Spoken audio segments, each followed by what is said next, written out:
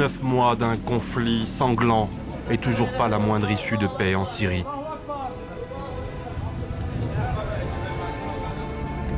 Vu la bataille impitoyable que se livrent les insurgés de l'armée syrienne libre et les forces loyalistes depuis plus de 2 mois à Alep, cette situation ne semble pas en mesure d'évoluer dans l'immédiat.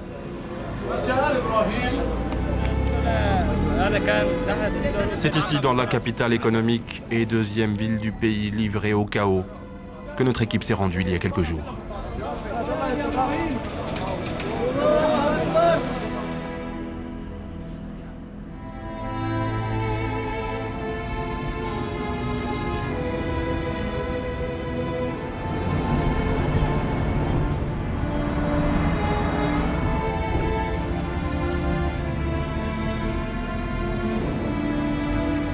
Dans le nord du pays, les portes d'accès sont limitées et peu sûres. Pour accéder à la cité millénaire, nous empruntons le poste frontière de Kilis, dans le sud de la Turquie. Passage obligé pour rejoindre le village d'Azaz, sous contrôle rebelle depuis la mi-juillet. Au loin, la Syrie. Alep se trouve à moins de 80 km à vol d'oiseau.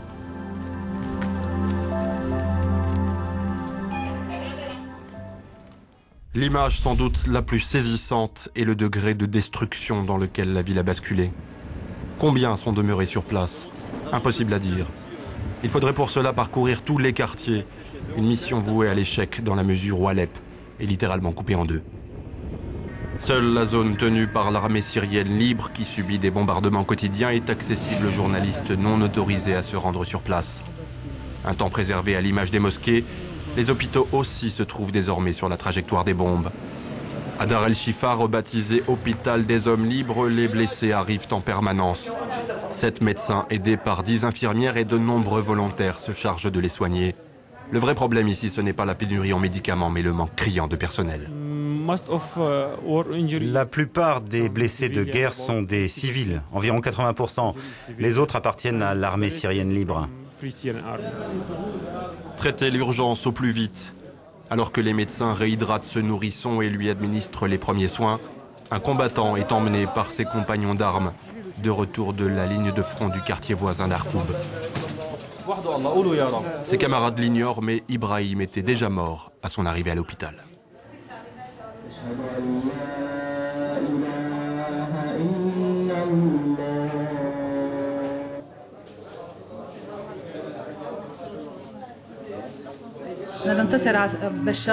On viendra à bout de ce chien de Bachar, si Dieu le veut. Nos armes sont plus simples que celles du régime qui nous matraque avec ses avions. Et malgré ça, on remporte de nouvelles victoires. Chaque jour, un pas de plus est fait vers la victoire. Chaque martyr sacrifié est remplacé par 100 autres. Dans de telles conditions, l'hygiène n'est plus vraiment une priorité. Beaucoup de ceux qui choisissent de partir rechignent pourtant à regagner la frontière turque, par peur d'y être refoulés.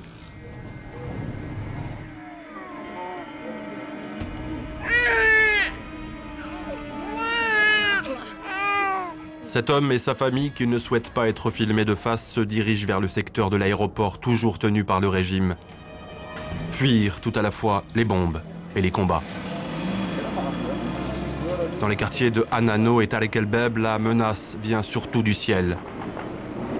Un balai permanent d'avions de combat et d'hélicoptères au milieu des décombres. L'indifférence au danger semble collective. Un MiG, sans doute de fabrication russe, vient de larguer un projectile à une centaine de mètres. Des bombardements, souvent à l'aveugle. À la sortie d'Alep, nous interpellons plusieurs personnes en partance pour la frontière où les attend le reste de leur famille. Ils emportent avec eux le strict nécessaire. On a dû partir très vite à cause des bombes qui n'arrêtaient pas de tomber. On avait vraiment très peur. Tout a été détruit. J'ai vu des enfants mourir écrasés par le poids des immeubles qui se sont effondrés sur eux. Nous convenons avec Ahmed et les siens de nous retrouver plus tard. Direction Marea, à quelques kilomètres de là, où les écoles aussi sont bombardées. L'armée régulière soupçonne que les insurgés s'en servent de base arrière. Embarqués depuis plusieurs mois dans la lutte contre le régime, les pilonnages de l'aviation n'y ont pas connu de trêve. Il y a quelques heures, c'est l'école primaire qui a été réduite en miettes. Des enfants auraient pu se trouver à l'intérieur. C'est ça les réformes de Bachar el-Assad, bombarder les écoles. Où sont les bandes armées? Il n'y a personne ici. Ils veulent aussi tuer nos enfants et détruire nos écoles? Si c'est ce qu'ils veulent, ça nous est bien égal au fond. Et pourquoi tout ça?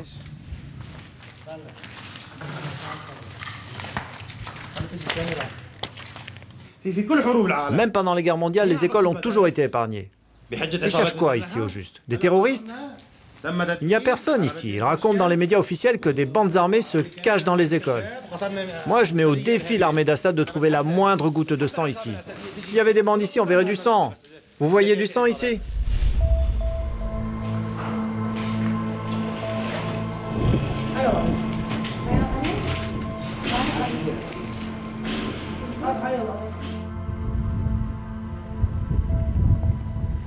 Non loin de là, nous avons rendez-vous avec Abou Hassan et Fatma.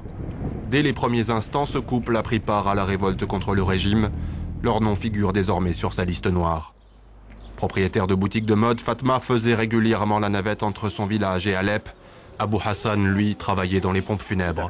Il a vu arriver les premiers cadavres du régime. Ils ont reçu un coup de hache qui leur a transpercé la tête en deux. Après 13 jours, une odeur terrible se dégageait et leur crâne était rempli de verre.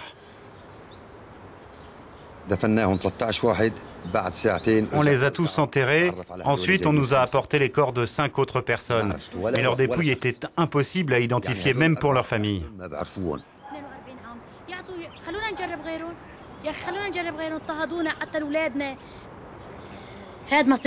Voilà le sort que nous réserve cette bande de meurtriers.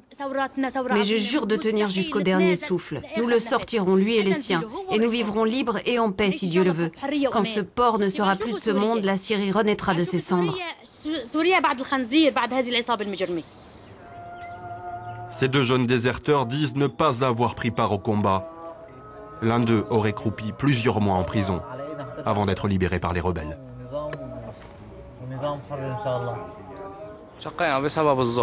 J'ai déserté parce qu'on nous a demandé de tuer des gens. Et j'ai refusé de le faire. On n'avait pas le droit de quitter notre unité. Pendant de longs mois, on est resté cantonné sans aucun contact extérieur.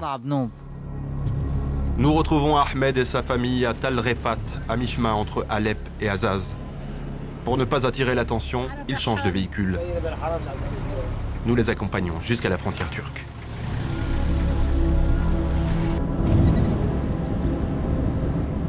Quand on était à la maison, on était obligé de dormir dans le couloir, juste à côté de la porte d'entrée. Mes enfants dormaient à côté de moi, les uns derrière les autres. J'avais tellement peur que je portais mon voile même pour dormir. Je n'imagine pas de mourir le visage non couvert. Retour à Alep. Dans le nord-est de la ville, le vacarme des bombes est permanent et souvent comparable à celui des pelleteuses qui servent à sortir les survivants des éboulis.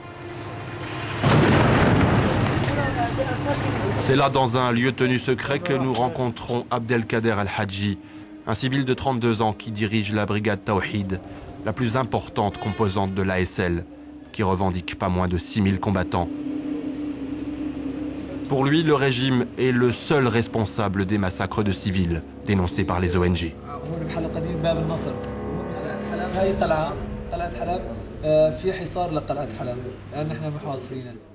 Les seuls à commettre des massacres, ce sont les soldats du régime. Pour éviter ce genre de débordement, nous avons un conseil législatif qui décide du sort des prisonniers. L'armée régulière, en revanche, commet des exactions et des exécutions sommaires dans les rues devant tout le monde. Redonner du moral aux troupes est bien souvent une nécessité. Avec l'intensification des combats, un autre phénomène gagne aussi du terrain, la tentation islamiste radicale. De plus en plus d'unités semblent séduites. Pendant que ces combattants mènent la garde, des civils se retrouvent à l'intérieur pour centraliser les opérations. La présence de notre caméra embarrasse une partie des participants. Il nous est donc impossible de la filmer. Sur les toits de l'immeuble, nous faisons la connaissance de Mariam, une journaliste qui vit en zone gouvernementale et soutient l'insurrection. En général, on a peur de la mort. Mais on a fait la révolution pour vivre, justement. On espère ne pas mourir, mais on a toujours peur de la mort.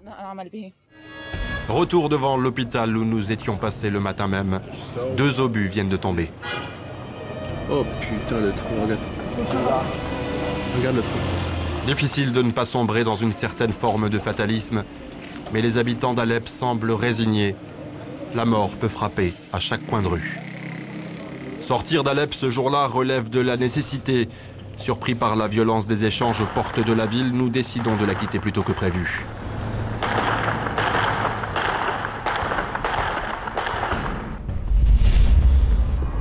Nous arrivons à Azaz, la Turquie n'est plus très loin.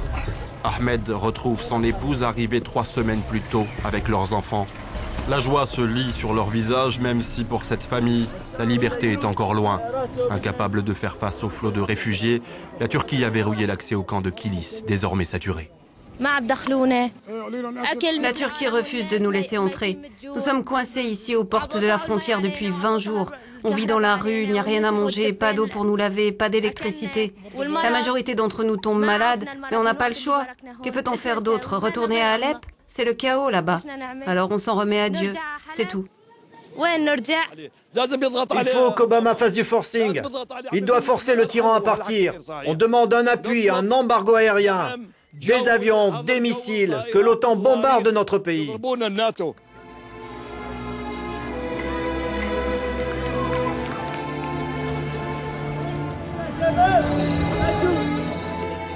Cet enfant-là, c'est un terroriste pour vous? Pourquoi il nous force à fuir, à être perçus comme des parias par nos frères arabes? Supporter que celui-ci nous chasse et que l'autre refuse de nous laisser entrer. Mais pourquoi? Personne ne veut de nous, d'un côté comme de l'autre. Où voulez-vous qu'on aille? On a abandonné nos maisons, nos villages, nos familles. Où peut-on aller maintenant? Errer, sans nulle part où aller. Pour les civils en Syrie, l'enfer ne fait sans doute que commencer.